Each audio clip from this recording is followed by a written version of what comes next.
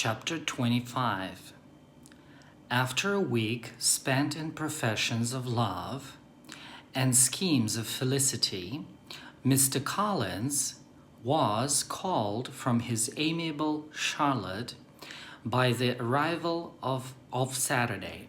The pain of separation, however, might be alleviated on his side by preparations for the reception of his bride, as he had reason to hope that shortly after his return from Hertfordshire, the day would be fixed that was to make him the happiest of men.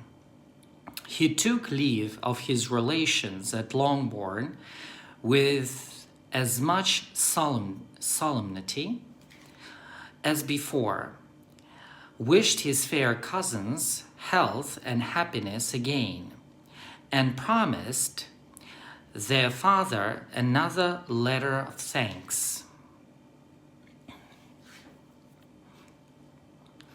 On the following Monday, Mrs. Bennet had the pleasure of receiving her brother and his wife, who came as usual to spend the Christmas at Longbourn. Mr. Gardiner was a sensible, gentlemanlike man, greatly superior to his sister, as well by nature as education. The Netherfield ladies would have had difficulty in believing that a man who lived by trade and within view of his own warehouses could have been so well bred and agreeable. Mrs. Gardiner who was several years younger than Mrs. Bennet and Mrs. Phillips, was an amiable, intelligent, elegant woman, and a great favorite with all her Longbourn nieces. Between the two eldest and herself especially, there subsisted a particular regard. They had frequently been staying with her in town.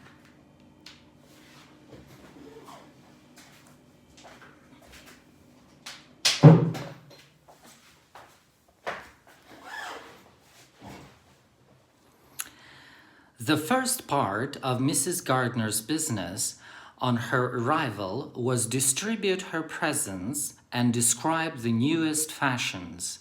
When this was done, she had a less active part to play. It became her turn to listen. Mrs. Bennet had many grievances to relate, and much to complain of. They had all been very ill-used since she last saw her sister. Two of her girls had been upon the point of marriage, and after all, there was nothing in it.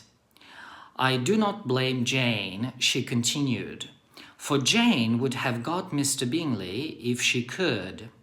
But Lizzie, oh sister, it is very hard to think that she might have been Mr. Collins's wife by this time, had it not been for her own perverseness. He made her an offer in this very room, and she refused him. The consequence of it is that Lady Lucas will have a daughter married before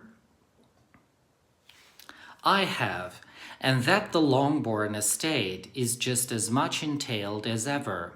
The Lucases are very artful people indeed, sister. They are all for what they can get.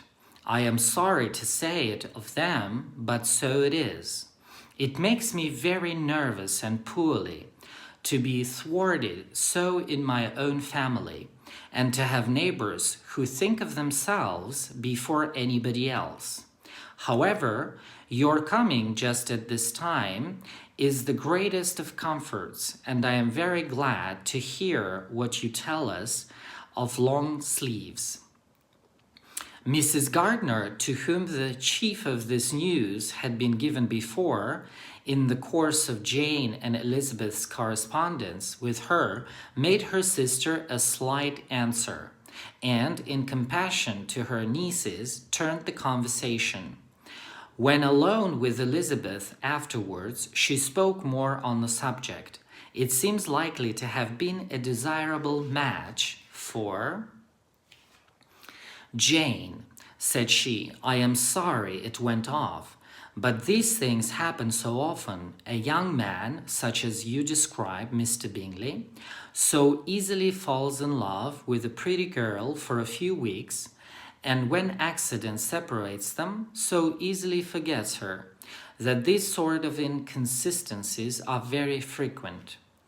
"An excellent consolation in its way," said Elizabeth, "but it will not do for us. We do not suffer by accident. It does not often happen that the interference of friends will persuade a young man of independent fortune to think no more of a girl whom he was violently in love with only a few days before.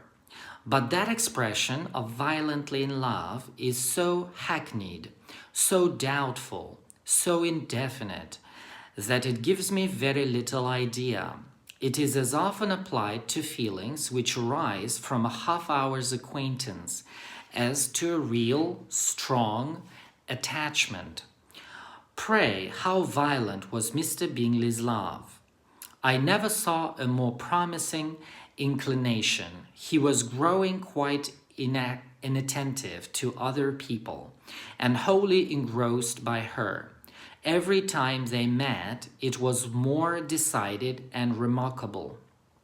At his own ball, he offended 2 or 3 young ladies by not asking them to dance, and I spoke to him twice myself without receiving an answer.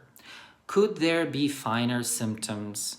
Is not general incivility the very essence of love? Oh yes, of that kind of love which I suppose him to have felt. Poor Jane! I am sorry for her, because, with her disposition, she may not get over it immediately. It had better have happened to you, Lizzie. You would have laughed yourself out of it sooner. But do you think she would be prevailed upon to go back with us? Change of scene might be of service, and perhaps a little relief from home may be as useful as anything." Elizabeth was exceedingly pleased with this proposal, and felt persuaded of her sister's ready acquiescence. "I hope," added Mrs. Gardiner, "that no consideration with regard to this young man will influence her. We live in so different a part of town, all our connections are so different, and, as you well know, we go out so little, that it is very improbable that they should meet at all, unless he really comes to see her. And that is quite impossible, for he is now in the custody of his friend, and Mr. Darcy would no more suffer him to call on Jane in such a part of London. My dear aunt, how could you think of it?" Excuse me. "Mr. Darcy may perhaps have heard of such a place as Gracechurch Street, but he would hardly think a month's ablution enough to cleanse him from its impurities, were he once to enter it, and depend upon it, Mr. Bingley never stirs without him. So much the better. I hope they will not meet at all. But does not Jane correspond with his sister? She will not be able to help calling. She will drop the acquaintance entirely." But in spite of the certainty in which Elizabeth affected to place this point, as well as the still more interesting one of Bingley's being withheld from seeing Jane, she felt a solicitude on the subject which convinced her, on examination, that she did not consider it entirely hopeless. It was possible, and sometimes she thought it probable, that this affection might be reanimated, and the influence of his friends successfully combated by the more natural influence of Jane's attractions. Miss Bennet accepted her aunt's invitation with pleasure, and the Bingleys were no otherwise in her thoughts at the same time than as she hoped by Caroline's not living in the same house with her brother. She might occasionally spend a morning with her without any danger of seeing him. The Gardners stayed a week at Longbourn, and what with the Phillipses, the Lucases, and the officers, there was not a day without its engagement.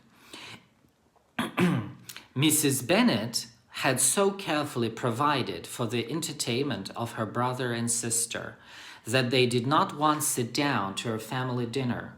When the engagement was for home, some of the officers always made part of it, of which officers Mr. Wickham was sure to be one, and on these occasions Mrs. Gardner, rendered suspicious by Elizabeth's warm commendation, narrowly observed them both, without supposing them, from what she saw, to be very seriously in love. Their preference of each other was plain enough to make her a little uneasy, and she resolved to speak to Elizabeth on the subject before she left Hertfordshire, and represent to her the imprudence of encouraging such an attachment. To Mrs. Gardner, Wickham had one means of affording pleasure, unconnected with his general powers. About 10 or a dozen years ago, before her marriage, she had spent a considerable time in that very part of Derbyshire to which he belonged.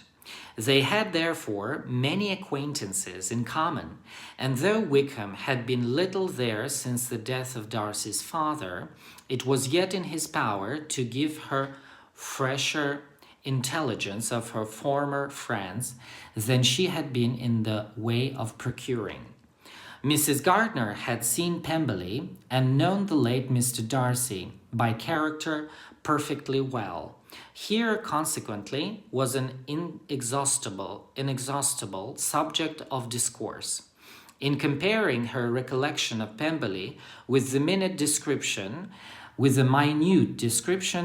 Wickham could give, and in bestowing her tribute of praise on the character of its late possessor, she was delighting both him and herself on being made acquainted with the present Mr. Darcy's treatment of him. She tried to remember some of that gentleman's reputed disposition when quite a lad, which might agree with it, and was confident at last that she recollected having heard Mr. Fitzwilliam Darcy formerly spoken of as a very proud, ill-natured boy. Chapter 26. Mrs. Gardner's caution to Elizabeth was punctually and kindly given on the first favorable opportunity of speaking to her alone. After honestly telling her what she thought, she thus went on.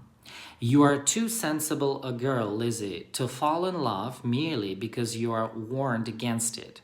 And therefore, I am not afraid of speaking openly. Seriously, I would have you be on your guard.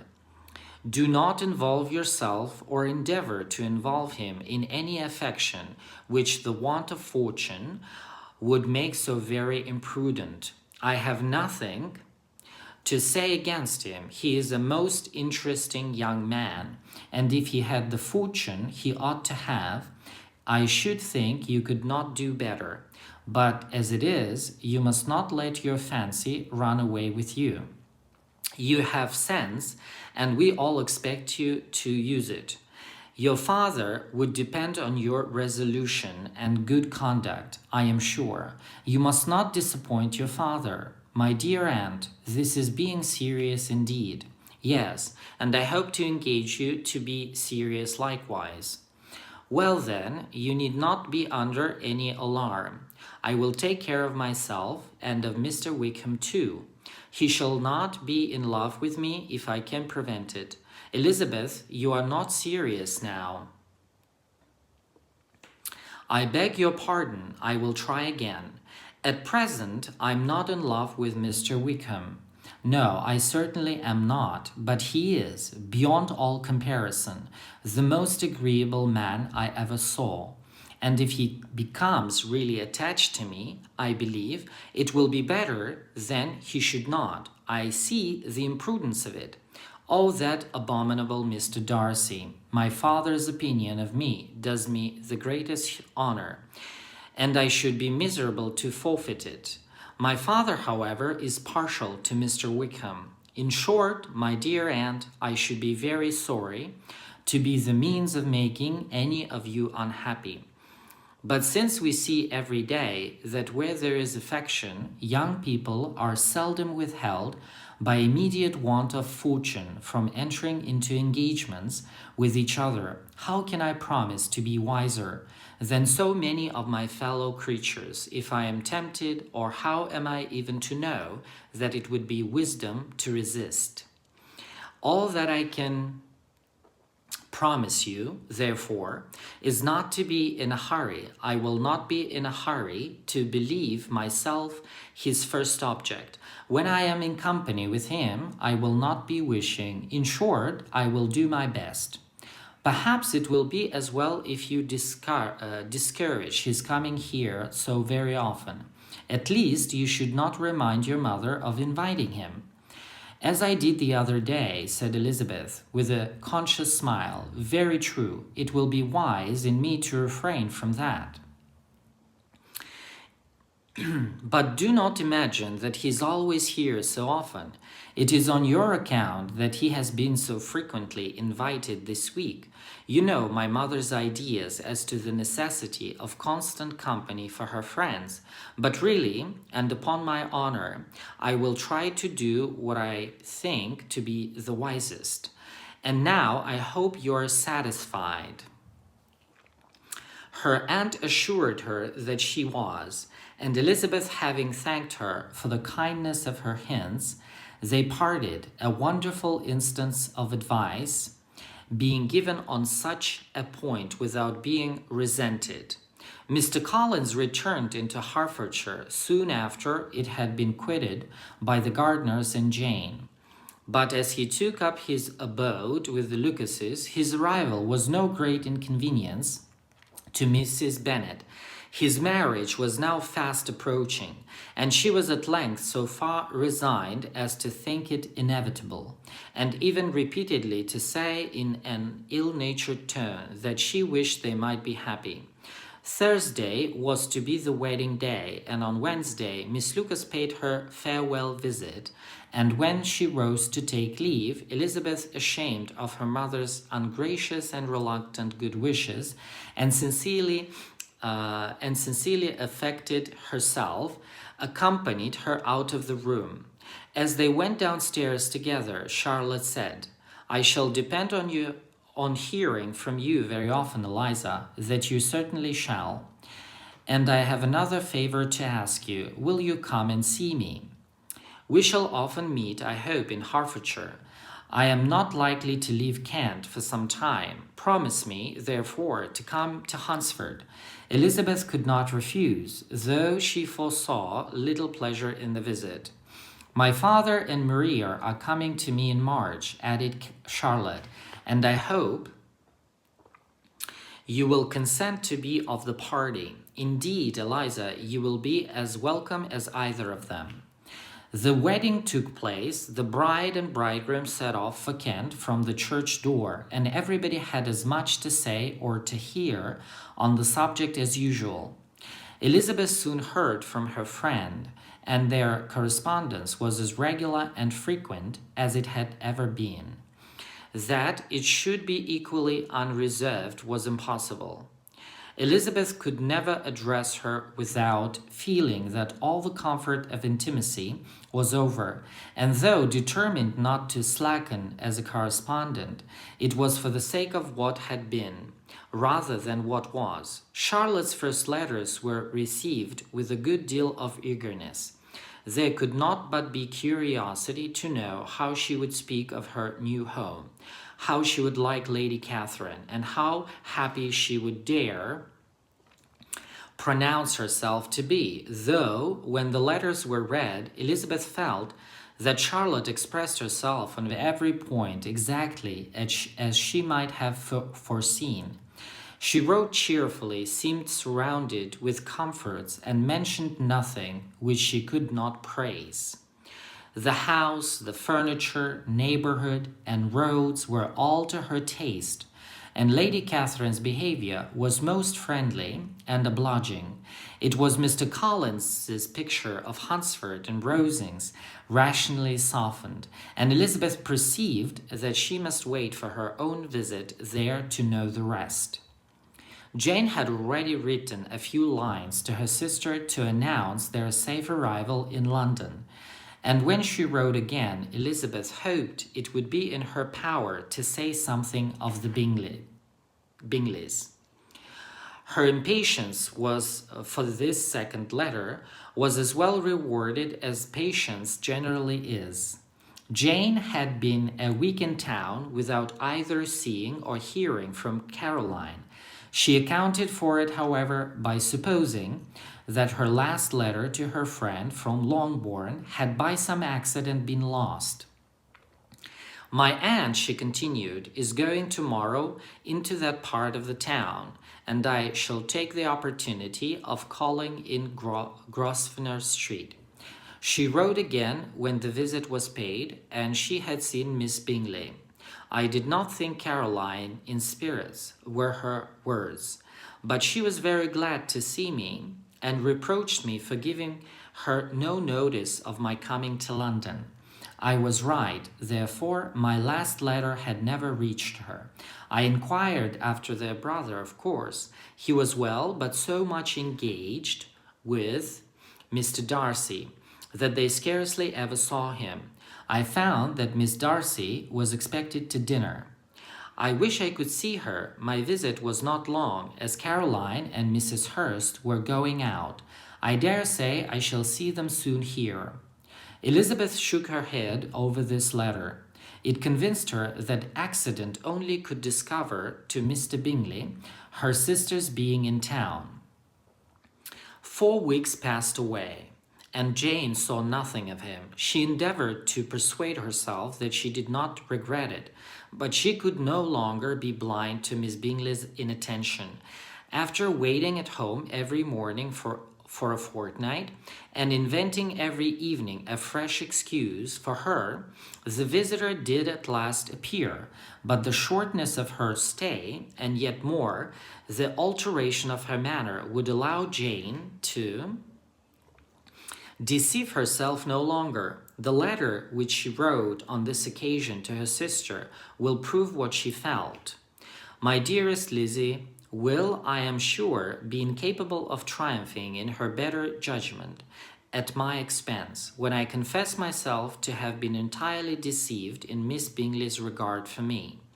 But, my dear sister, though the event has proved you right, do not think me obstinate if I still assert that, considering what her behavior was, my confidence was as natural as your suspicion. I do not at all comprehend her reason for wishing to be intimate with me, but if the same circumstances were to happen again, I am sure I should be deceived again.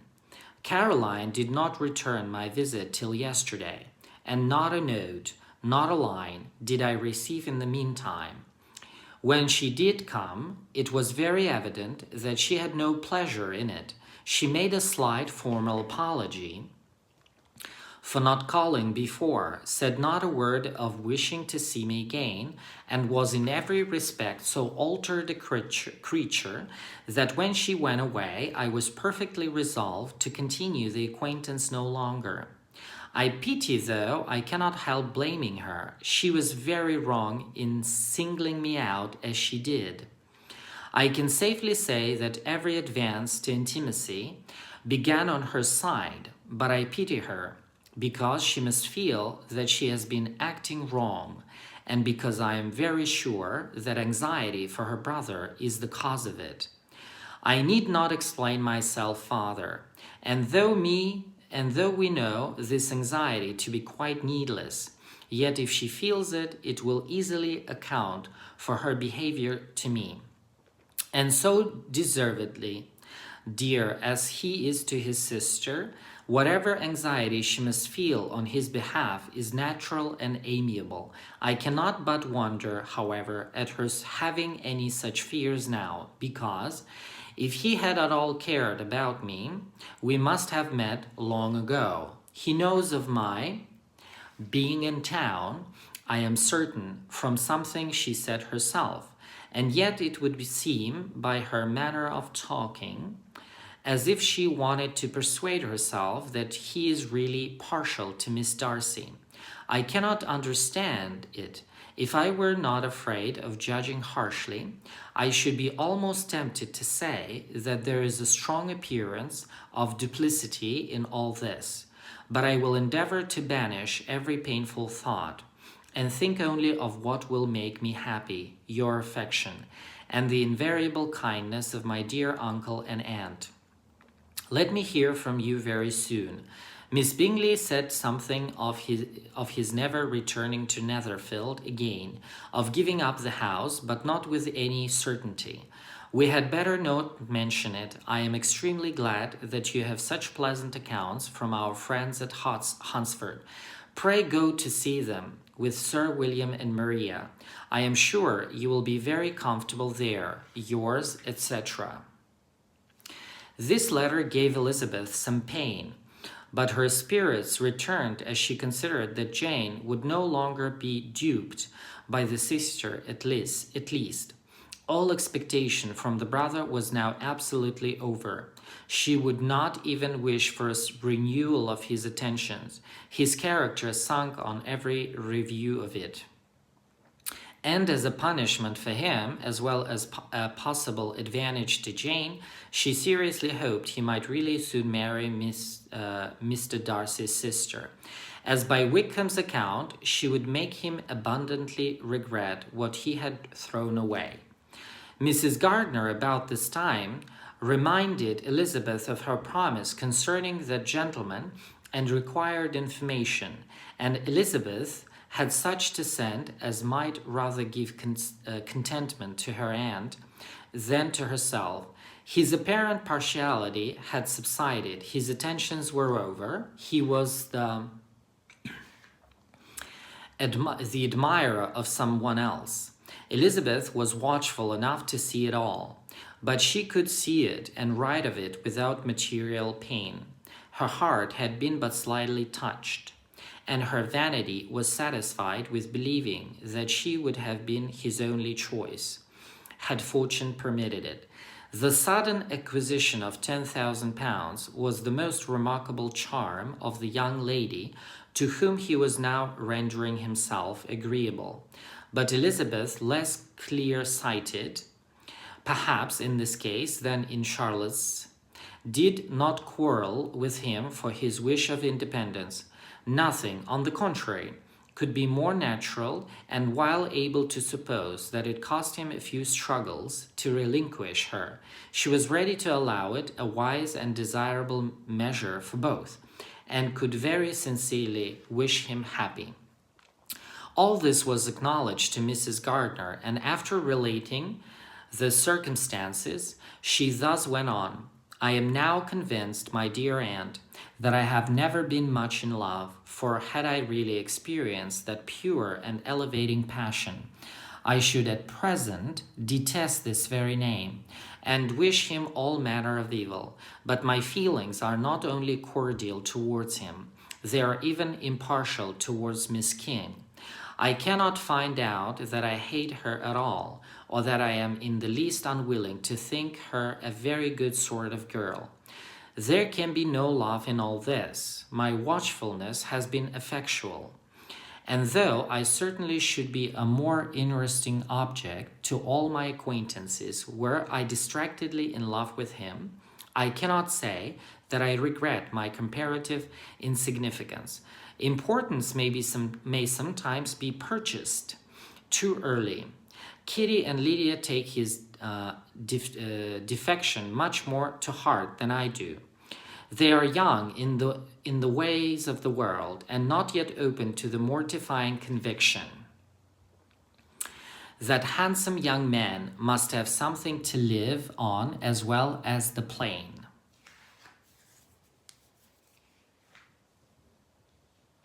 Всем огромное спасибо, кто участвовал в эфире. Завтра будем читать 27 главу.